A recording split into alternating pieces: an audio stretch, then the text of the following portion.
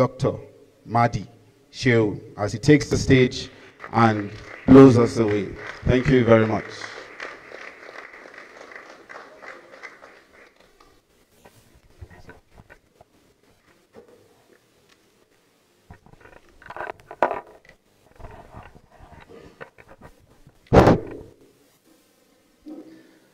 أعوذ بالله من الشيطان الرجيم بسم الله الرحمن الرحيم. The chairman of this occasion, Honorable Justice Muhammad CFR, Chief Justice of Nigeria, the entire members of the High Table, the entire guests and invitees, and every other person present here and joining digitally, permit me to write on the existing protocol.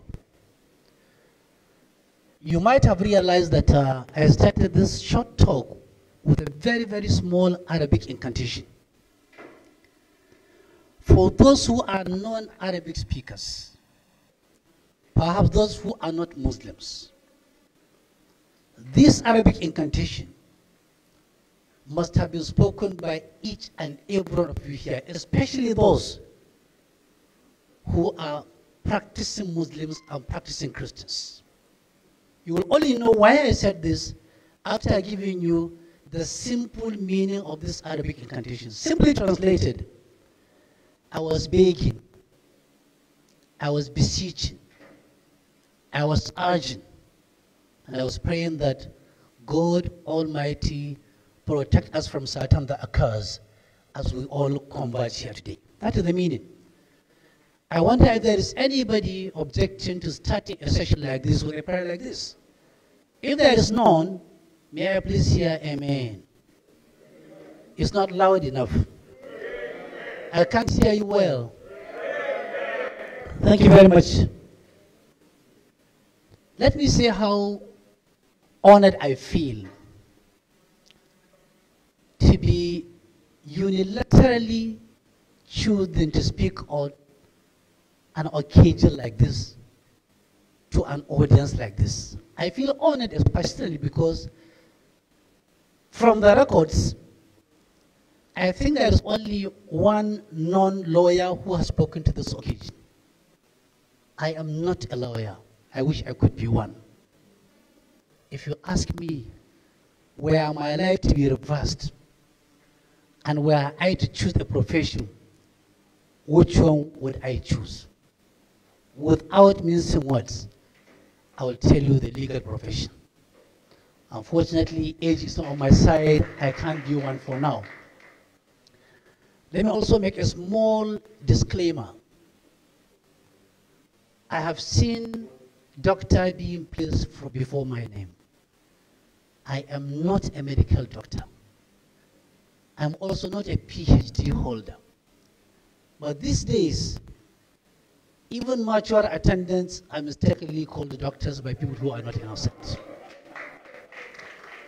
I think the reason behind this because for the past 28 years, I have been presiding over hospitals, pharmacy outlets, and such other healthcare service providers. Currently, I'm also chairing the board of Dialogue Hospital, a comprehensive hospital based in Kaduna. That could be where that mistake was gotten. I need to place it on record. Number two, let me also say that under our brand of democracy, or in any democracy for that matter, the good, the bad, and the ugly one, no public officer should feel offended when he is being criticized. Democracy is about having second, third, fourth, fifth, 10th opinions on you. If you don't like criticism, you have no business being in the democratic space in Nigeria and anywhere else in the world. And if you go to the court 1 billion times to claim being defamed while you are collecting your salary and allowances from the public funds, you need to be more educated legally. There are decided cases that you cannot draw money from the public treasury of a public officer and claim somebody has defamed you. That's not my area, but the cases are there fully documented, with due apology to the senior learned lawyers that I'm intruding into. Number 3, the topic given to me is rebuilding the nation post-COVID outbreak, the political, economic, and judicial perspectives. After meditating over the topic, I decided to unilaterally, with due apologies, to the J.K. Kedama court to tinker slightly with the topic given to me by simply transpositioning the adjectives. Rather than what you gave me, I said, okay, it's going to be rebuilding the nation post-COVID outbreak, the political, economic, and judicial perspectives. My reasons are as follows. Number 1, every political issue, especially those are being contested and will end up in court, will be adjudicated, open, and decided by the court. Every economic question, every commercial question arising from that, every contractual breach will end up going to the court for adjudication. And therefore thought, why don't we look at the polity, look at the economy, and they end up landing at the judicial sphere. That was my reason. And I said, let me also attach an appendix to your topic. And I attached one.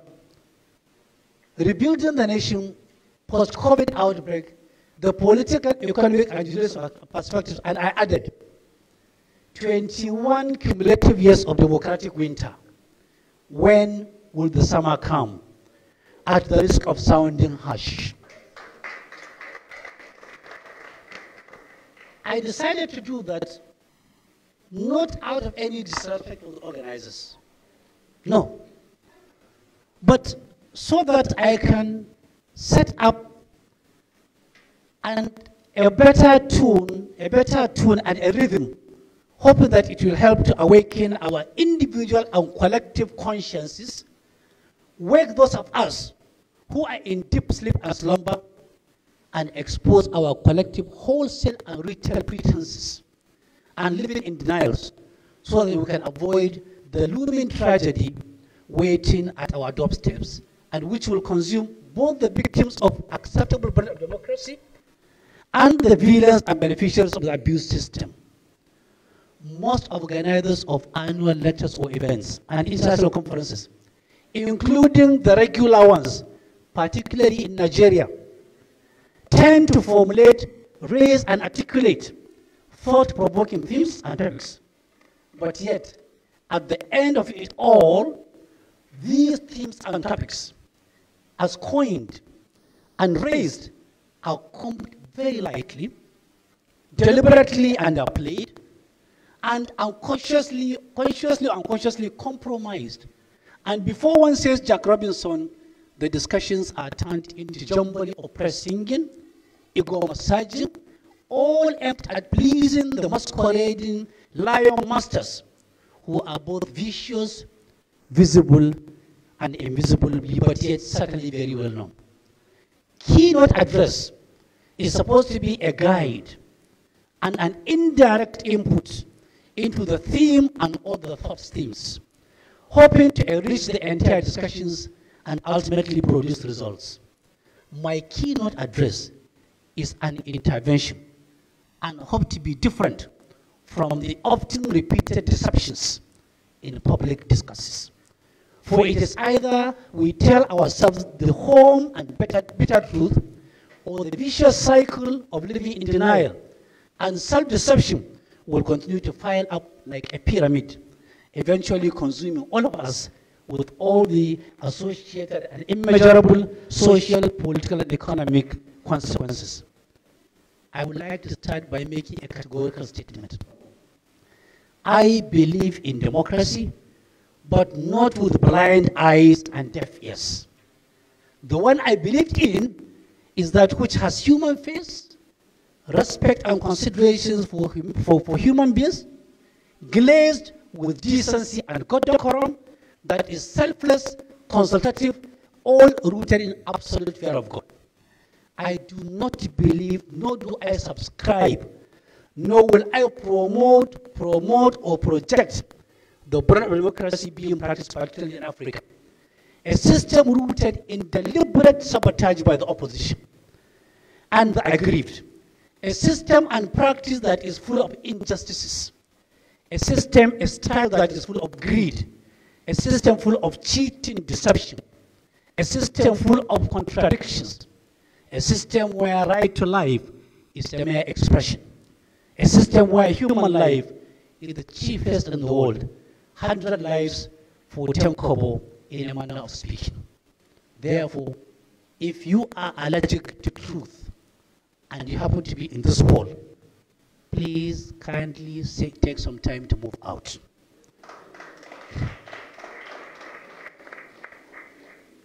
If you hate to hear people going down memory lane, please join those allergic to truth and move out silently. If you don't like the image you see in a mirror before when you stand before a mirror, you don't like the image, change that image or you break the mirror. Thank you for your display of courage. I have not seen anybody going out.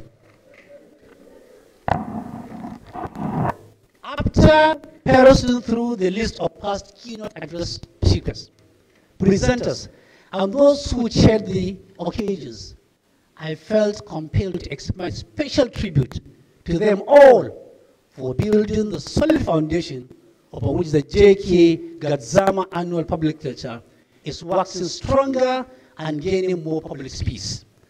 I had the honor and the privilege to have gone through patiently and attentively the entire lecture delivered by Chief Mrs. Paula Keshalake-san, CON, first female senior advocate in Nigeria, during the 2017 annual lecture under the topic Whistleblowing Policy, People's Power and Corruption in Nigeria. I find her paper as an additional tonic to me, particularly in my current circumstances as a non-commercial whistleblower. I'm not looking for any reward.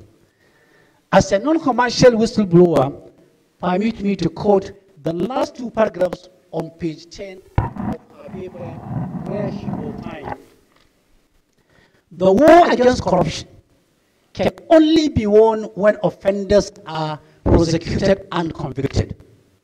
Whistleblowers are needed to disclose acts of corruption so that these felons can face the wrath of the law. Indeed, there is a sharp division among the people's citizens concerning the efficacy of the whistleblowing policy. Some applaud it, some condemn it, some regard whistleblowers as heroes and saints, while others regard them as traitors. Certainly, the disclosure is a very dangerous occupation for which the whistleblower needs adequate protection. I will start with a prayer and two stories. Of the stories, one is hypothetical and the other is real life story. And I will close with a story and a prayer that may not be answered or answered after fulfilling definitive requirements. I have already said the prayer, now to the stories. The two stories are the story of the dog, goat, and the sheep. These three animals met at the bus stop. They boarded a bus. They were heading to different destinations. The bus fare was 100 naira. After a while, the dog told the conductor, "Conductor, I am dropping at the next bus stop." The conductor said, "Bring your money." The dog said, "We have not arrived." The conductor shouted and blackmailed the dog to a point that the dog had no option but to bring out 1,000 naira and hand it over to the conductor. And told the conductor, "Give me my change." The conductor said, "That is why you are called a dog, you are not patient. Why don't you arrive there before I give you?" The dog believed man. Even while he was disembarking, he was asking for the change. The conductor said, go down, I'll give it to you when you are down. By the time the conductor realized the dog was down, he told the driver, let's go. They took off. They never gave the dog its own change of 900 naira. That is why, ladies and gentlemen, anytime the dog sees a car, it will chase and chase and chase because it's looking for its own change. And until you give the dog its own change, the dog will have all justification for life to continue barking. The next one was the goat. The goat saw what happened, so she brought out 1,000 naira. She told the conductor, I am dropping at the next bus stop. Bring your money. She said, see my money. When I go down, I'll give it to you. I'm not a pauper. He shouted and shouted. She refused to be cowed. While she was going out, bring your money. She said, when I go down, I'll give it to you. By the time the goat realized she was down, she ran into the bush without paying the bus fare. That is why each time the goat heard the horn of a car, it would be running back into the bush because thinking that they came to collect the money for the bus. And as long as the goat wants to have peace of mind and tranquility of the heart, she must come back and pay that first. Otherwise, peace and tranquility she will never have. The last one was the sheep. She brought her the money 1,000. Gave the conductor. Conductor, see your money. Where are you dropping? She said, it's none of your business. Give me my change, I will tell you where I'm dropping. If you don't give me my change, I will continue taking you round and round and round until I exhaust your fuel. They went for round 1. She refused to say where she was disembarking. 2, 3, they realized she was serious. So he brought out the 900 naira reluctantly and threw on her piece. After picking, she said, drop me here, right at the middle of the road, because she owes nobody any explanation. Those who are driving cars, especially down the north here, will realize that you have to be managing the sheep each and every time because she will always be at the middle of the road because she has paid what? The bus fare. Now, that bus entered by these animals is Nigeria. The dog, the sheep, and the goat represent the different characters in Nigeria. And it is within this character that we are thinking of rebuilding a nation. A fundamental question will arise out of that. The barking dog represents all those Nigerians that are genuinely and justifiably aggrieved, whose individual and collective rights to decent living are being denied serially and criminally by a heartless clique, cartel, and carbon, who have been posted into permanent economic husbandry by majority wicked elected and appointed public officers in collusion, concert, and criminal connivance of some civil servants. They have by their own individual and wicked union resolved to continue looting the public treasury empty, high, and dry, just for them to remain comfortable at the expense of the majority. The barking dog further represent those who have been taken for granted and for a ride by people who pretend to be representing them, when indeed they represent nobody but themselves and close family cycle, league of pressed singers and pimps. Indeed, the barking dog represents those who have woken up to a reality that they have no stake in the polity called Nigeria, neither future nor hope.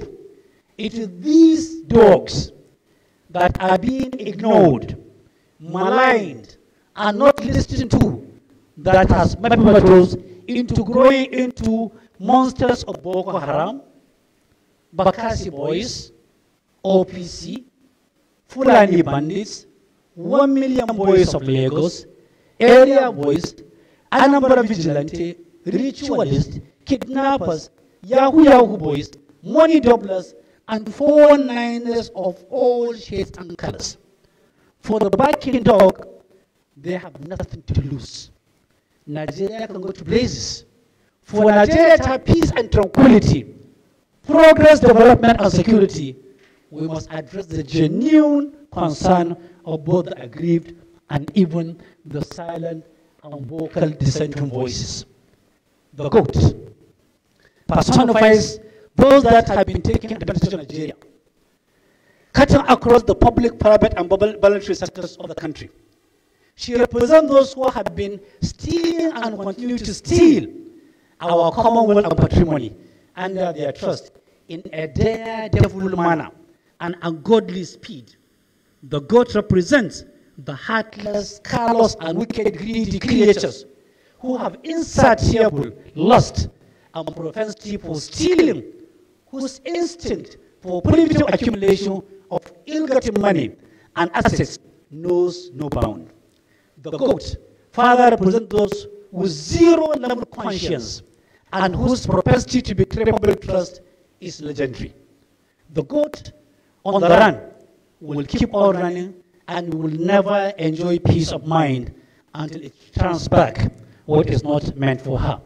Otherwise, peace she will never have. Until the likes of the goats in our body politic are punished and exposed to the full wrath of the law, for that long democracy in Nigeria will never prosper, no matter the passage of time. The goat sadly represents Nigerians that add no value to the polity, economy, and environment. If there is any value that they have, it is the nuisance value. The sheep represents the small group of people in Nigeria who are conscious of their duties to the nation and God, who know what their rights, obligations, and duties are, who are decent, civic with civility in all their dealings, who are watching the collective behaviors of both the dogs and the goats, who honor and who value honor and integrity, who exercise restraint in their public and private dealings, who are watching attentively in the midst of all the multiple economic and political dislocations made possible by way of man's inhumanity to man. The sheep might be in a numerical minority, but when the chips are down, the sheep will be vindicated, because truth will always and ultimately triumph over falsehood. It is just a matter of time. To the story of the Russian children, it goes like this. Thousands of years ago, there was no religion in Russia. It was pure, absolute atheism. Nobody is being worshipped.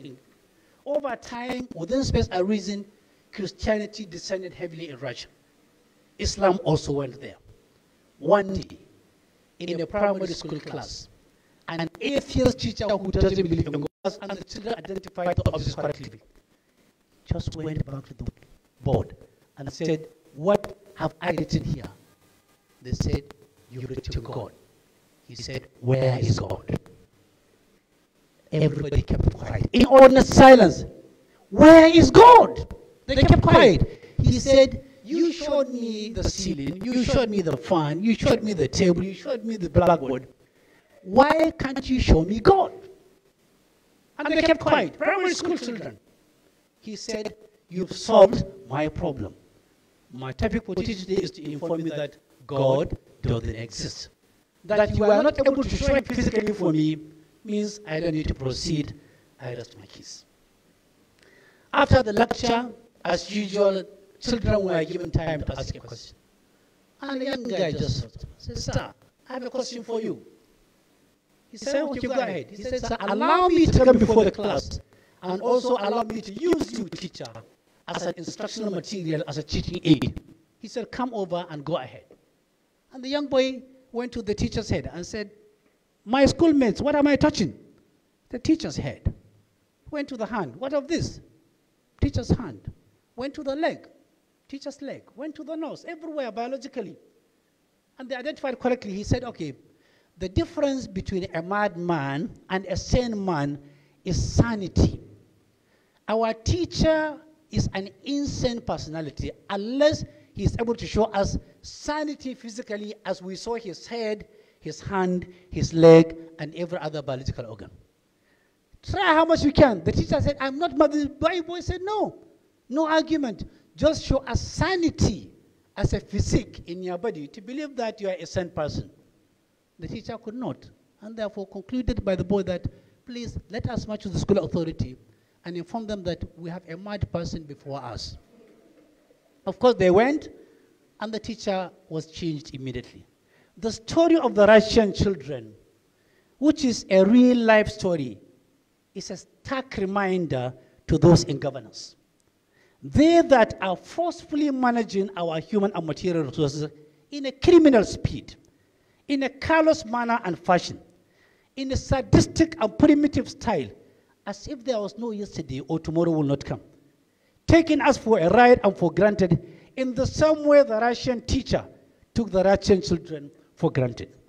When Nigerians wake up from their deep sleep, slumber, and naivety and begin to carry out a personality audit in electing and choosing their leaders, that will be when those taking governance and public trust for granted will come to know that the chicken has come home to roast. Democracy is an activity dealing with conflicts arising from contest for power and the process of acquiring it.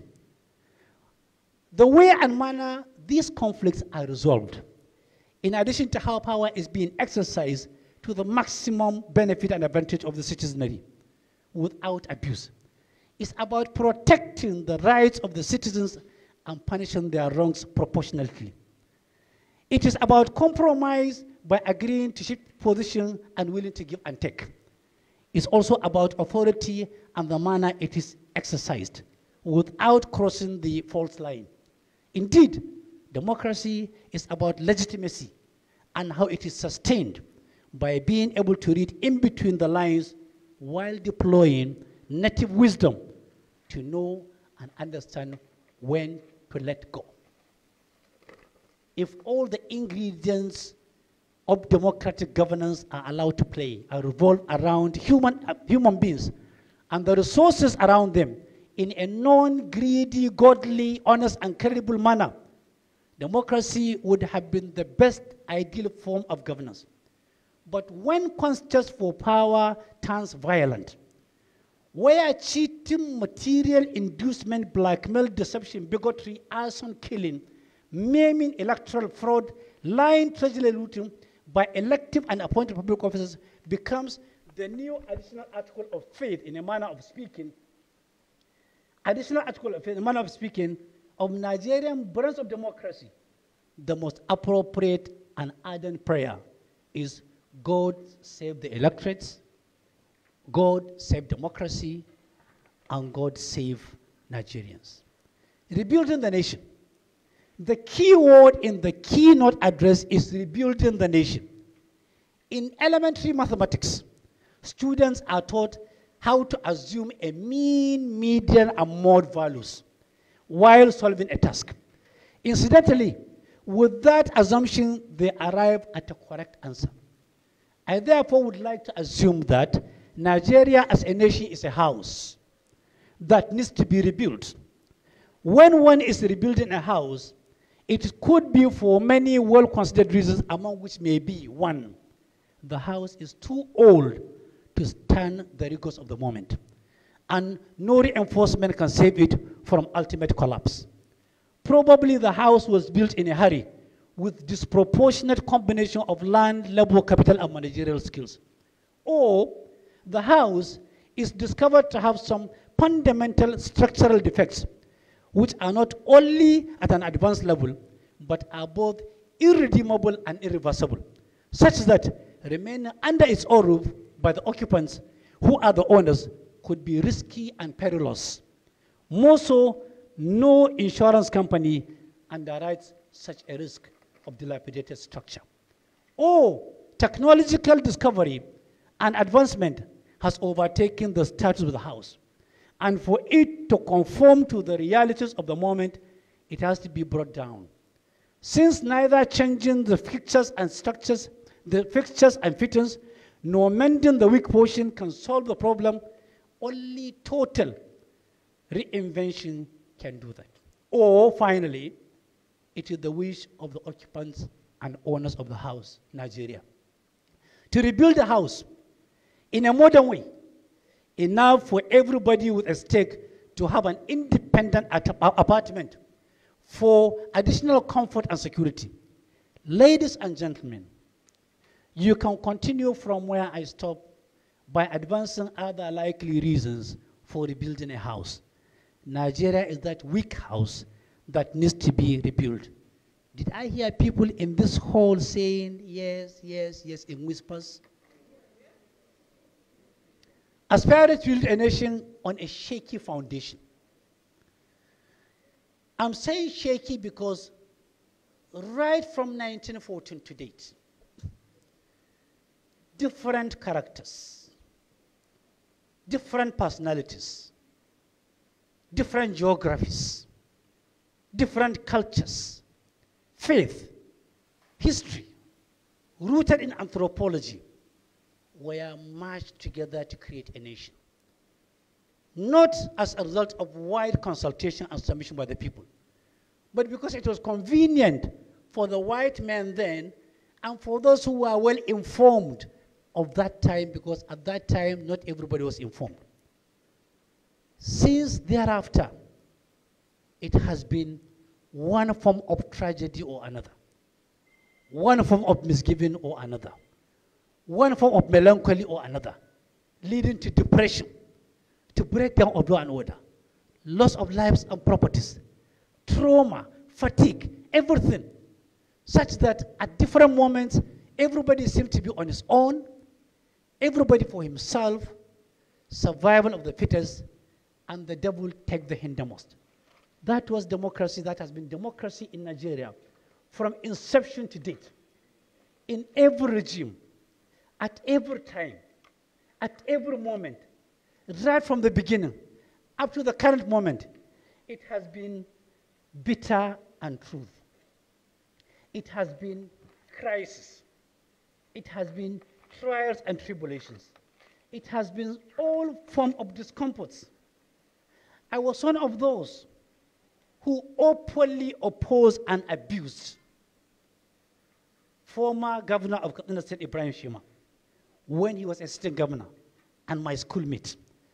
And even after he left, I contributed financially, materially, and intellectually to ensure that he did not install a lanky. When next I meet him, per chance or per adventure, in spite of the criminal charges he is facing, which are yet to be proved and decided, I will apologize to him openly for the measurable and time-tested value he added to governance when he held sway as the governor of Kaduna State for 8 years. It will go down memory lane as a governor that was largely misunderstood, unjustifiably maligned, and misconstrued, and is only second to Mala Umu Musa Adua in terms of physical development, human empowerment, and other measurable performances. That is because, comparatively speaking, one can now qualify Governor Ibrahim Shema as an angel in inverted commas, if one takes into account the current level of large-scale fraud, despair and despondency, in addition to total breakdown of infrastructure in the state, under a clueless governor whose views on anything are hardly known, and whose jugular veins are being held tight by a heartless, callous, and ungodly group of local and village cartel, cabal, and complex clique, such that in spite of the more than 1.27 trillion naira that accrued to the state in 62 months, coming in from federation account allocation, coming in from ecological fund,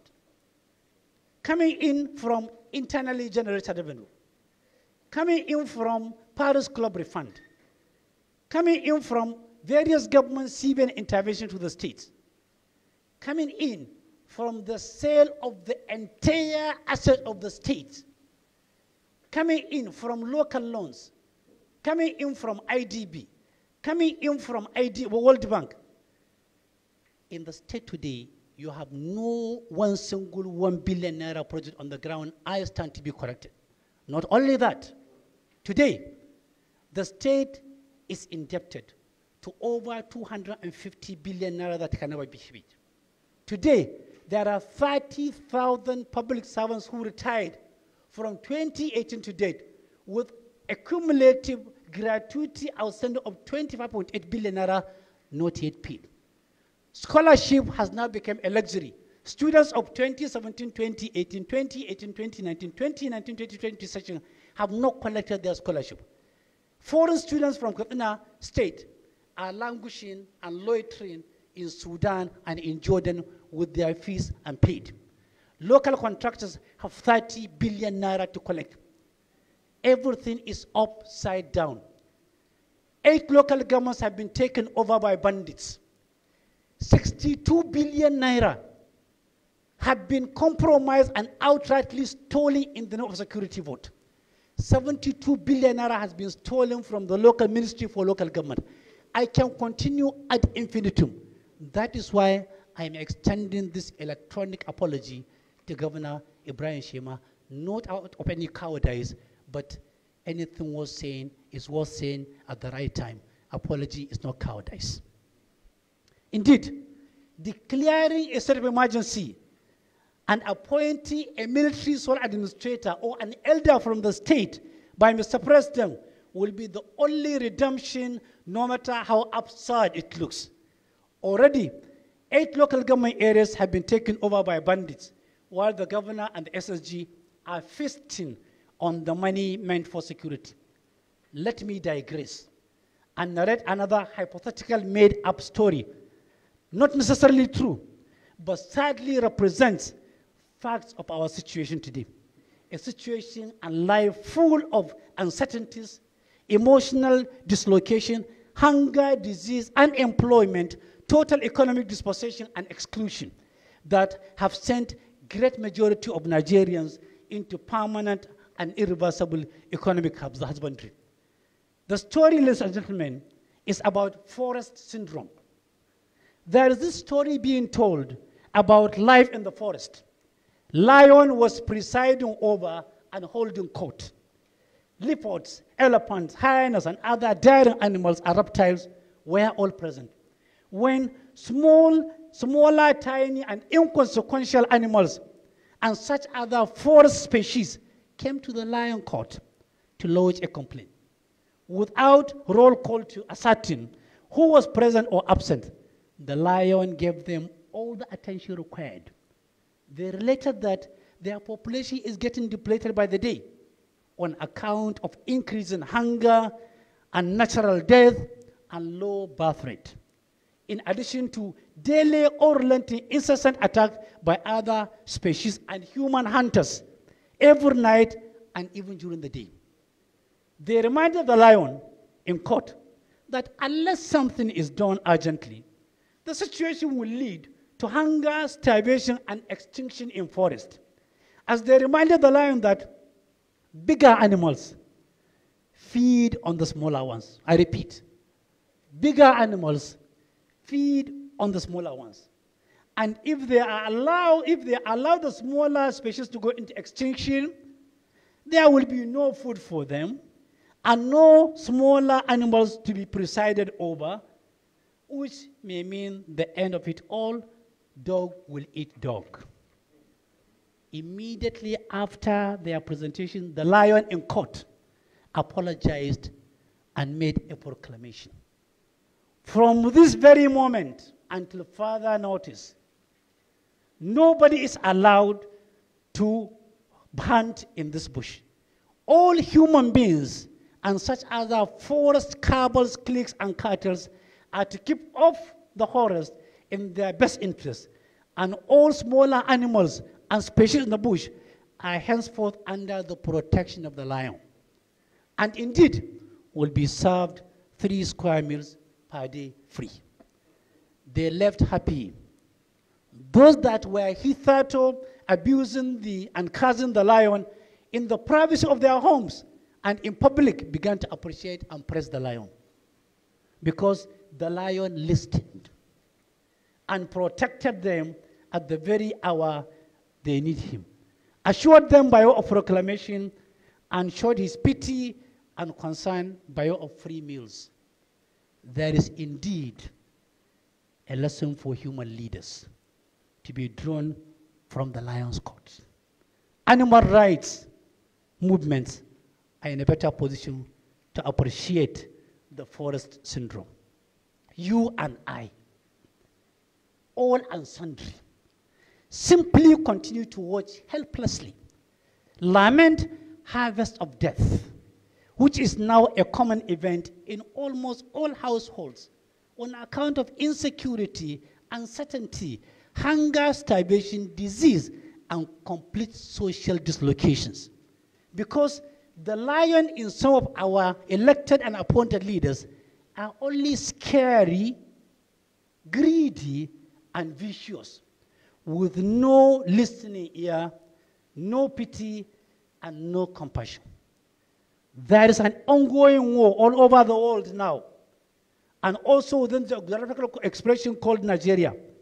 The many wars are those between the political class among themselves, between political class and the electorates, between farmers and herders, between those in the cities and villages, between motorists and passengers, between the haves and the have-nots, between farmers and the kidnappers and rustlers, between youth and the elders, between senior civil servants and contractors, between cabals and the shortchanged, between litigants, lawyers, and judges, between foreigners and locals, between lay leaders and the led, between traditional institutions and the peasants, between traditional rulers and politicians, between digitals and analogs, between marabouts and looters, between clergies and clerics and their congregations, between modernists and traditionalists, between peasants and the working class, between lecturers and students, between those who nurtured, labored, and funded political parties and those who were sworn enemies of the parties but yet busy enjoying the spoils of these parties, between political godfathers and their sons after elections, between the North and the South, between Muslims, Christians, and those who choose to worship differently, between agents of change and those for the status quo. All forms of wars. Add yours to my list. Incidentally, all these wars are nothing but a clash between truth and falsehood. Luckily, it is the permanent and changeable rule of God himself that no matter the circumstances, irrespective of the parties involved, no matter how long it takes, truth will always and always triumph over falsehood. That had been the verdict of history from ancient antiquity. Nigeria is a country of multiple contradictions. Endless fuel stations, no fuel. So many mosques and churches with no pity, no compassion. Blessed with natural resources and environment, but hunger hanging all over the horizon. Trillions spent by government on security, yet no security, no peace, only harvest of death. Ours is a country where we feel secure, comfortable, and represented only when one is in power, when one of us is in power.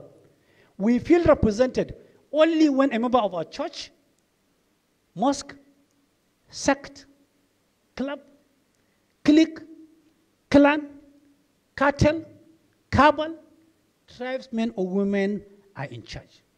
We ask for power to shift, not willing to accept in whose hands power lands after shifting. For example, when Karadua people in Katsina State were agitating for power shift from Katsina Central to their zone, and there is nothing absolutely wrong with that. They were not willing to see power fall into any hand but in the hands of their own. Absolute majority of Karadua people will never agree that power have shifted to them, were the power to fall in the hands of an indigenous Christian. Bamaguje, from Kafur, from Sabuwar Kasa, from Siga, from Yaraburi, from Ergoji. When an Igbo man is championing power shift to the south, he will never accept power have shifted to him. If anybody, such as an Ogoja, an Ijo, a Benin man, woman, or an indigenous Muslim Igbo were to emerge as the president of Nigeria, were a Muslim from Plateau, Nasarawa, Benue, or Taraba State to emerge as the president of Nigeria in a power shift arrangement, majority Christians from the Middle Belt will not agree that power have shifted to them. Were power to shift to the southwest, and an Ife man or a woman emerges as the president, Modekeke people will never agree that power have shifted them because it is in the hands of their sworn enemies. I wonder how many Kaduna people will sincerely believe that power have shifted to them with a Daurama now presiding over, or how many Daura people sincerely believe power was with them when later Adua, a Katsina man, was presiding over. Such has been our mindset, our double standards, our myopic way of seeing and assessing issues and events, which defines the shaky base upon which Nigeria is built on. No country with such abnormality, with such selfishness and stupidity, harboring such malice, hate, and venom, will ever talk of development and growth. There is no basis for seeking to consolidate on them either. Our brand of democracy belongs to a class of its own. It is the only brand of democracy in the world where people with very well-known criminal records where people who serve jail terms for high-profile crimes, where well-known drug barons, where those with forged academic credentials, where historical public treasury looters, where 419ers are elected into public offices to make laws for the land, appropriate or spend monies and manage human resources, where same characters are appointed or by their way into public offices, where such shameless people eventually make it to the list of people being awarded with national honor for service to the nation, where the same criminals and doubtful characters are called kings and princes, waiting for the throne to become vacant for them to ascend onto it. A country with such an outlook in governance must go on soul searching rather than seeking to rebuild, consolidate its democratic gains. For growth and development, Nigeria must rediscover itself, reinvent its own wheels, change its mindset, heal her multiple wounds and laceration, and find a focus.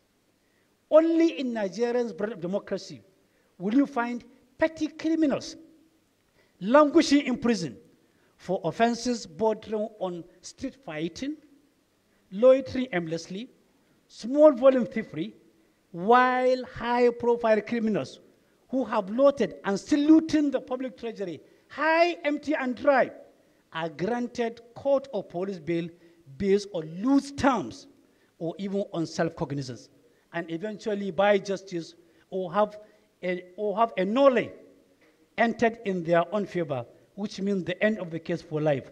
Such a country needs urgent healing. Growth is a byproduct of investment.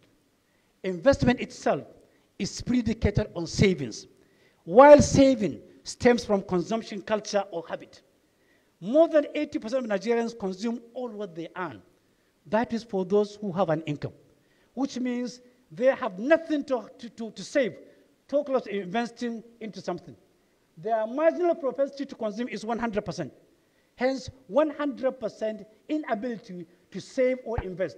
A country with such pathetic outlook is a country that can neither grow nor develop.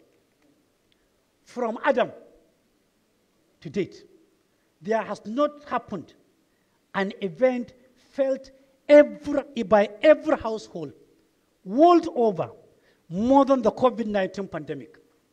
No one individual, household, clan, village, city, country, or continent was exempted from the COVID-19 phenomenon. Some people saw it and still see it as a biological weapon manufactured in China laboratory in Wuhan to checkmate American dominance, arrogance, and exploitations. Others see it as a scientific experimental mistake that unintentionally went global. More people saw it as an acid test by China to test the level of preparedness of nations in terms of medical disasters. Yet, many more see it as a deliberate attempt by China to force everybody into submission to its own industries whose production capacity was getting lower on account of global recession, as they were in a hurry to close the gap and could not wait for others any longer. Less aggressive people simply see COVID-19 as just another natural disaster to test the faith of the believers and invite those who don't appreciate God to do so, particularly those countries that have no medical infrastructure like Nigeria, but were saved from the maximum devastation effect compared with those with a claim to health institution that is reliable and dependable world over. COVID-19 is the singular world event which exposed all of us as equally vulnerable, which brought out the equality between us. Our human weaknesses were brought out to the limelight. Strong and weaker nations were brought to their knees. All were terrified, including you and me, all and sundry, in constant fear, afraid, unsure, traumatized, and gasping not only for oxygen, but willing to accept any help, even from an enemy, a sworn enemy for that matter, such that America was willing openly and was thankful to Cuba for the offer of U.S. Marine to harbor on Cuban waters with COVID-19 infected crews, sailors, and passengers after being rejected by 3 countries. Cuban doctors played an important role in managing U.S. COVID-19 crews. How ironic. Indeed, it was the only phenomenon in the world history that sees family members deserting one of them the moment he tests positive to COVID-19. Parents desert infected children. Children desert infected parents. Lovers keep apart. Relatives keep a distance to avoid being infected by fellow relatives who are infected. And sadly, dead COVID-19 victims are buried in mass graves without funeral rites and with no relatives around.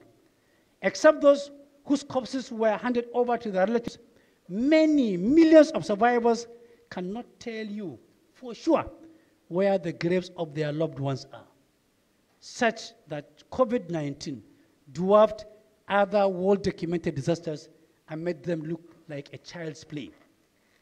Any wonder that COVID-19 has already entered into Guinness Book of Record as the worst, most frightening, and devastating man-made or natural disaster in human history.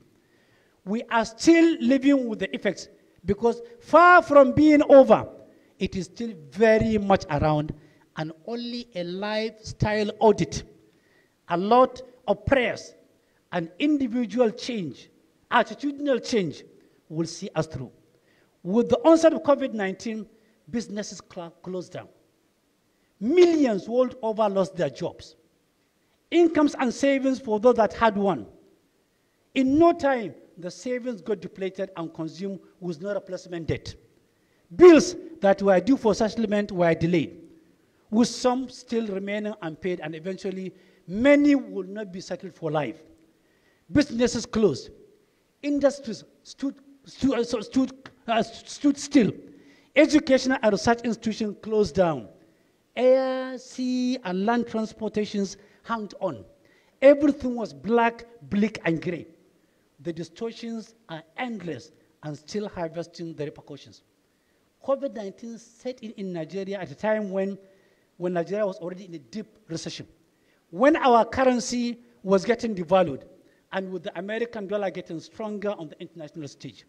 It came at a time in Nigeria when our political landscape was at its all-time shaky, with so much uncertainty, with increasing unemployment, battling with decayed infrastructure, rising cost of commodities, food and other essentials of life, increasing crimes with industries and labor unrest, agitating for self-determination, resource control, threat of breakaway, vandalization of public assets, increased treasury, looting, kidnapping, ritual killings, unnecessary drilled opposition, banditry, such that COVID-19 phenomenon is the last stroke that broke the camel's back in a manner of speaking. With that situation, all revenue projections of Nigeria on whose basis our budgetary plan and hopes are hinged gave way to the reality of the moment. This is more because we rely totally, completely, and entirely on a one single commodity for survival, the great oil, such that when the international demand and price of oil crashed on account of low demand, everybody felt it in Nigeria, and we are still feeling and will continue to feel the impact for all times to come. Projects lined up for execution will have to be scaled down or in some cases completely abandoned and halted. All plans were affected. Everything was facing a genuine frustration with dwindling oil revenue and favorable balance of trade in a consumer country like Nigeria, whose debt burden is on the increase. Only a miracle will save us. Even without COVID-19, we were in trouble politically, economically. With COVID-19, our name is sorry. What we all require under the circumstances, we're going back to the drawing board table to identify our priorities, prioritize them, and articulate them in an implementable and realistic manner.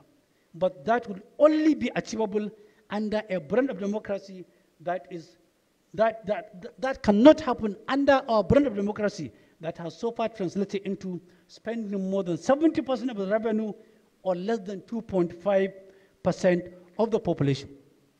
There is so much waste and extravagancy, affluence and vanity in our brand of democracy. Our democracy is so expensive, too expensive to allow for any growth and development. Most of our politicians are greedy, selfish, and heartless when it comes to money. They are only after what today brings and to hell with tomorrow. They see politics as a way to amass wealth, exert influence, send fear, and blackmail on those who are answerable to them. Politicians, wow. I'm just halfway and the chairman is giving me some time. Politicians in other climates work towards building their countries with minimal expenditure incurred on them using public funds. With presidents, prime ministers, and other elected public officers paying rent for the official residences they occupy, paying for the food they give to their visitors. Some with no official vehicles, using public transport system to work and other personal engagements, flying economy class when traveling locally or internationally, collecting neither pension nor gratuity. Those who are lucky have only one official car with strict usage code. With a prime minister going to the office on bicycle, in short, a purposeful political class is the bedrock on which a nation can be built or rebuilt. With our brand of democracy rooted into huge costs at all levels and our political class still not willing to let go, their firm grip on the political space and the economy, with many of them recycling themselves from one political or appointed office to another. Over the last 4 decades, one begins to wonder, from where do we start to rebuild the nation?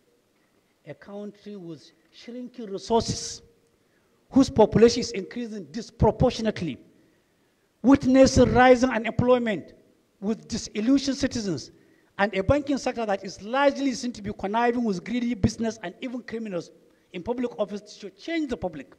Please, give me a light and a space to breathe. I am short of adjectives to continue narrating our endless ordeals. Mr. Chairman will give me a chance to just touch the economy and then finalize. The most honest and complementary economic personality is he who admits that it is difficult to accurately qualify and classify the Nigerian economy and the policies driving it, both at micro and macro levels. What one will not contest is the seeming and glaring, consistently inconsistent and contradictory policies whose shape keep on changing like amoeba.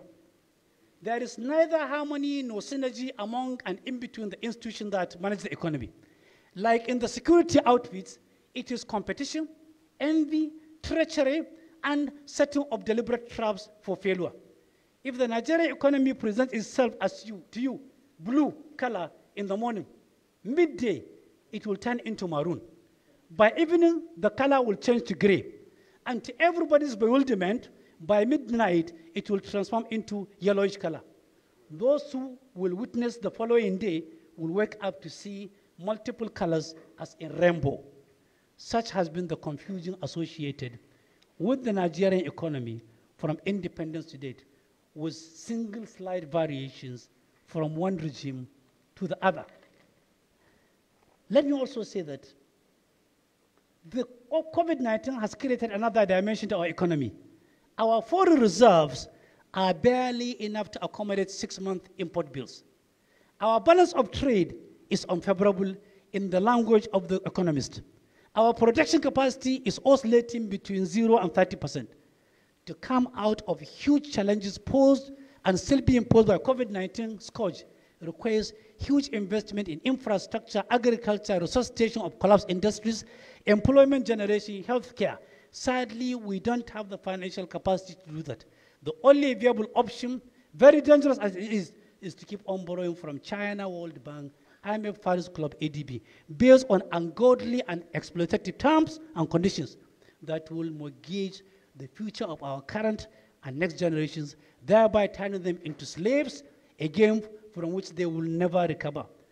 The debt continually, because by making us to look like laughing stock among the community of nations, debtor nations' voices hardly make any impact. What an impossible way to rebuild a nation. I don't want to hold you to ransom, but believe me honestly, I have 29 other pages painting the entire scenario of Nigerian political economic landscape, such that it only takes a fool to sleep with 2 eyes now and go into deep slumber. It is a comfort now for you to keep on dreaming while sleeping. We must all learn to sleep with 1 eye open and even the 2 eyes open until we see the daybreak. Let me end with a prayer. I am just halfway gone. St. Augustine, the biblical St. Augustine, fully aware that there will always be problems by the day, by the week, by the month, all year through, that will continue to confront human beings world over. Realizing that and driving that from his own spirit, decided to be saying only 1 prayer throughout his lifetime. If it were a quiz time, I would have offered 1 million naira for those who can recite that prayer. But it's not a quiz time.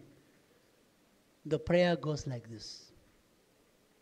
Lord, not that I ask you to shield me from trials and tribulations, but to give me the willpower and the courage to confront them as they come. And I say, amen, amen, amen. Thank you very much.